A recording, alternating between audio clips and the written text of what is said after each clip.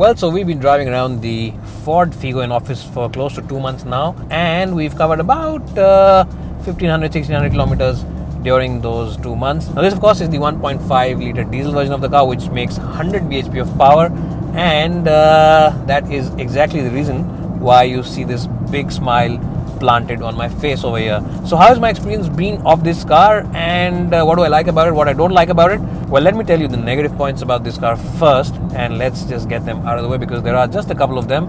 The first one is that the plethora of buttons over here on the center console is really very irritating, and it's very difficult to use for initial users. I took about a couple of weeks to get used to it, and even then I think they could have simplified it. Ford could have made it a lot more simpler, and it is definitely something that Ford can improve on and should definitely improve on in the next version of this car. But that's not all. The other big negative is the fact that the gauges look really dull and really boring, and honestly the gauges simply do not do justice to the overall sporty nature that this car has to offer. So that's also something that maybe Ford should think about. Well, so with the negatives out of the way, let's talk about the positives, because there are quite a few positives about this car.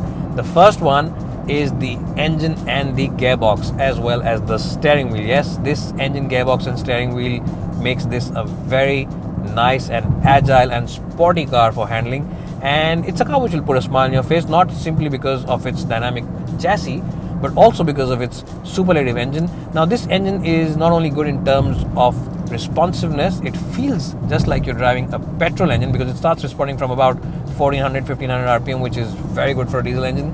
But also it is a very smooth engine. Well, even when you rev this engine hard, it remains largely quiet, and the cabin really is isolated from all the noises outside.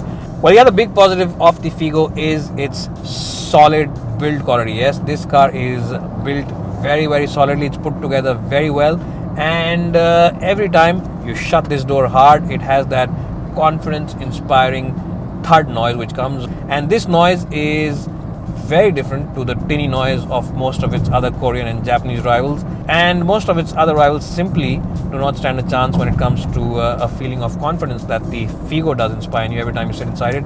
It does have that sense of confidence about itself. The other good point is the features list is mammoth, and the Figo also comes with the option of choosing 6 airbags, making it not only one of the safest cars in this segment, but one of the safer cars across segments in India. Well, what else do I like about this car? There is quite a lot. I like the high-speed ride. It feels very solid and confidence-inspiring. And I also like this nice and slick gearbox. It's a very sporty gearbox. It's a very snickety-snick unit. I have enjoyed changing gears just for the heck of it because it is an enjoyable gearbox to operate. So that is something also which is quite a fun factor about this car. And if you ever get a chance to drive this car up the hills, you should definitely use that chance, because this car really does have minimal body roll. The steering wheel has very good feedback. It gives you very good communication. It's a very feelsome steering wheel, and this car really is a car which will put a smile on your face when you take it around those twisty corners. So yes, the Figo definitely gets my vote when it comes to having fun behind the wheel. Well, the best part about the Figo is that when you are having fun, you don't have to spend a lot of money, because this car has been consistently delivering fuel efficiency figures about 20-21 kpl when I am driving it in the city, and that is very good considering that I have been driving it in the peak of Delhi summer, and the temperature outside has been 40-41 degrees on a regular basis, so the AC has been on full blast. So that is a commendable fact from the Figo. And on the highway, when we have taken it out on a road trip, it has delivered figures of about 22-23 kpl on the smooth as well as made NH1. So in that sense also it's a good car for the highway. Well, you'll also enjoy the fact that this car is very good in terms of practicality. Yes, I do talk a lot about practicality in all my reviews, and this is one of the better cars not only in this segment but across segments. And why is that? Well, because it comes with not 1, not 2, but 9 bottle holders over here in the front. Yes, this car has 3 in both the door pads on both sides, as well as 3 over here in the center console area, and that really goes to show you the amount of effort that Ford have put in to making this car a very practical one, and one which really does have a lot of space for your odds and ends.